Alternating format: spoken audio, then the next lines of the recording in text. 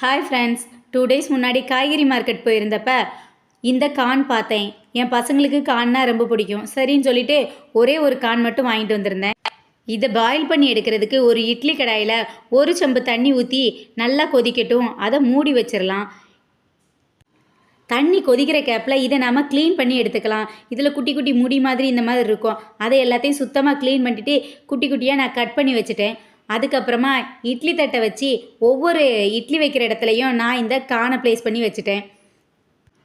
ஒரு கான் அப்படிங்கிறதுனால இட்லியோட மேல் தட்டு மட்டும் வச்சுருக்கேன்.